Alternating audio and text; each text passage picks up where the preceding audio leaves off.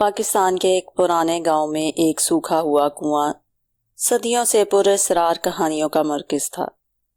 لوگ کہتے تھے کہ اس کے نیچے کچھ چھپا ہے، مگر وہ صرف سچوں کو ہی دکھائی دیتا ہے۔ گاؤں میں 3 قریبی دوست رہتے تھے، علی، مریم اور جمال۔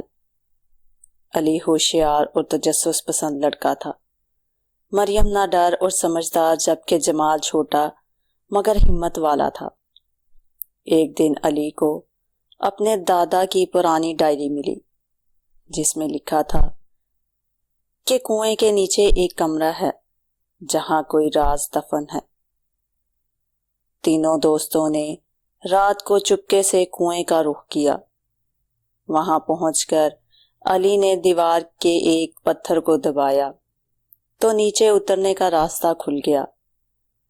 وہ تینوں طریق زینے سے نیچے اترے اور ایک تنگ راہداری میں پہنچے، جہاں دیوار پر لکھا تھا، صرف سچے دل والوں کے لیے۔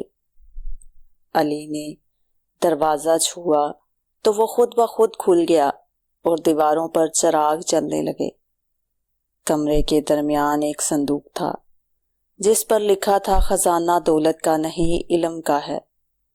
صندوق کے اندر پرانے نقشے، دستاویزات اور ایک مخطوطہ تھا، جس میں لکھا تھا کہ یہ جگہ ایک قدیم لائبریری اور علم کا خزانہ تھی، جسے دشمنوں سے بچانے کے لیے چھپایا گیا تھا۔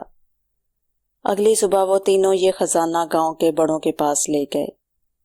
دادا ابو کی آنکھیں نم ہو گئیں اور گاؤں والوں نے اس جگہ پر ایک نئی لائبریری بنانے کا فیصلہ کیا۔